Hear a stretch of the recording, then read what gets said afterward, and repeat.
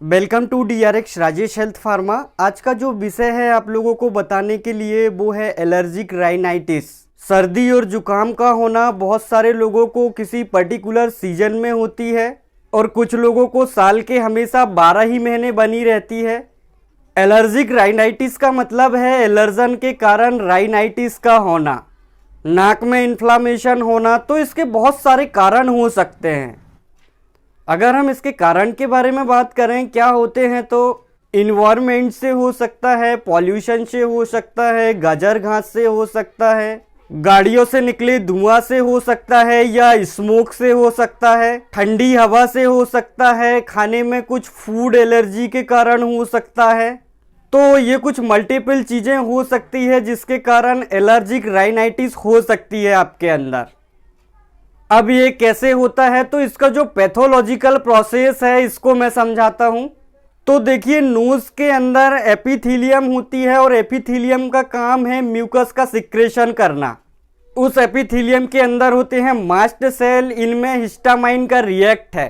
ये मिलके अंदर म्यूकस का सिक्रेशन करवाते हैं और इसी में वेसोडिलेशन की रिएक्शन का होना, इस तरह की प्रोसेस होती है जिसमें नाक का बहना, नाक का ब्लॉकेज होना। तो जनरली क्या होता है, म्यूकस का ज्यादा सिक्रेशन होने लगता है। अब बात करते हैं हम लक्षण की। लक्षण कैसे आएंगे एलर्जिक राइनाइटिस में? म्यूकस का ज्यादा सिक्रेशन होने से नाक के अंदर डिस्चार्ज होने लगेगा म्यूकस का। ये जो म्यूकस रिएक्शन ज्यादा होने लगता है तो आपके यहाँ पे एक डक्ट होती है, नाक के अंदर होती है, आंख के अंदर से पानी गिरने लगना और आंख में ईचिंग होती है, रेडनेस हो जाती है।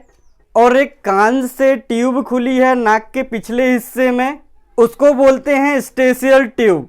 स्टेशियल ट्यूब में अगर ब्लॉकेज होता है तो कान के अंदर सुनाई कम देना, हैवीनेस रहना और लंबे समय में कान के अंदर इन्फ्लामेशन भी हो सकता है। इसके अलावा म्यूकस का ज्यादा सिक्रेशन होने से नर्व इरिटेट होती है, जो ब्रेन में सिग्नल जाता है उससे छींक आती है। तो छींक हमेशा 15-20 के बाउल में आती है।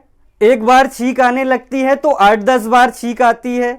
इसके अलावा कुछ और लक्षण की बात करें तो एक तो नेजल ऑब्स्ट्रक्शन होगा, तो बार बार लगेगा कि नाक बंद हो रही है।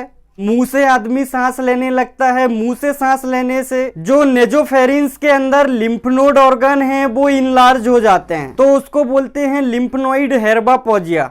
कुछ केस में लंबे समय में जो साइनस होते हैं तो साइनस के अंदर इन्फ्लामेशन हो जाएगा, साइनोसाइटिस। तो इससे हेडेक बना रहता है। कुछ लोग में लंबे समय में फिर ये अस्थमा के भी चांसेस बढ़ जाते हैं। अस्थमा में फिर सांस लेने में प्रॉब्लम होती है। तो इस तरह के कुछ लक्षण हो सकते हैं। एक और इम्पोर्टेंट लक्षण है ईचिंग होना। नाक के अंदर ईचिंग हो सकती है, मुंह के अंदर ईचिंग, आंख के अंदर ईचिंग। तो ये कॉमन फैक्टर होते हैं।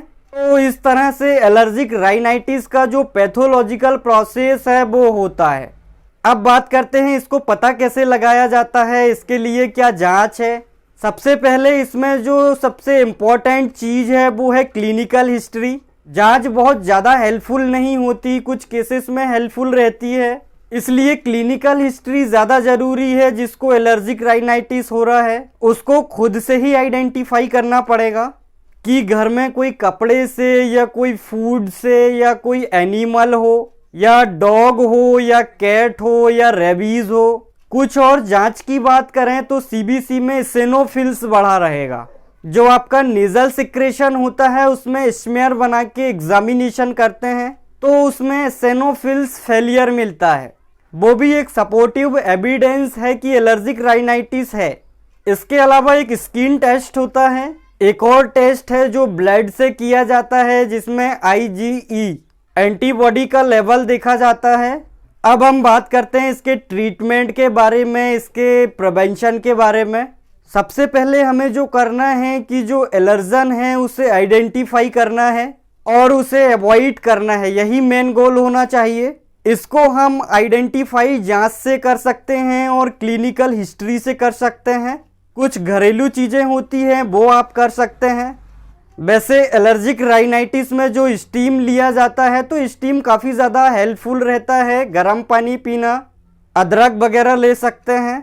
बहुत सारे लोग ऐसे होते हैं कि ये सब करने के बाद में भी उनको आराम नहीं मिलता, या बहुत सारे लोग ऐसे होते हैं जिनको एलर्जन आइडेंटिफाई ही नहीं हो पाता। उनको पता ही नहीं चल पाता कि कैसे हो रहा है। हम इसके ट्रीटमेंट के बारे में बात करें तो सबसे पहला जो इसके सिक्रेशन की प्रोसेस है, ये जो छींकने की प्रोसेस है, तो वो होती कैसे है, हिस्टामाइन के कारण होती है।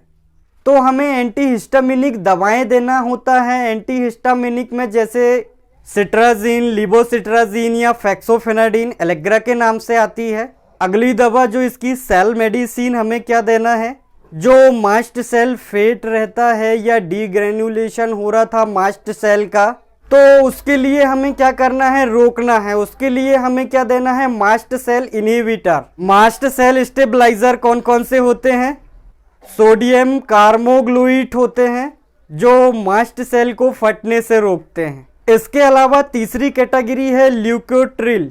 जैसे हिस्टामाइन इन्फ्लामेशन बढ़ाता है, मस्कुलर ट्यूब बढ़ाता है, वैसे ही ल्यूकोट्राइल, तो ल्यूकोट्राइल एंटागोनिस्ट, मॉन्टेलुकास्ट एक पॉपुलर ल्यूकोट्राइल एंटागोनिस्ट है, वो हिस्टामाइन के साथ कॉम्बिनेशन में लिया जाता है।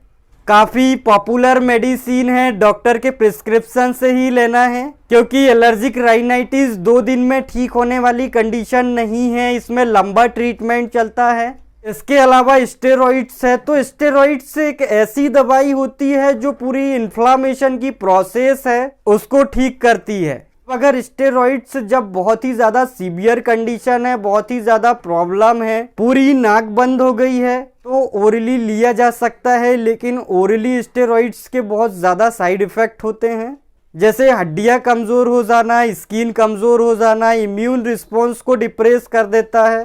तो स्टेरॉइड्स को लंबे समय तक नहीं लेना है। पर स्टेरॉइड्स का जो नेजल स्प्रे आता है फ्लूटिकासोन, वो आप ले सकते हैं।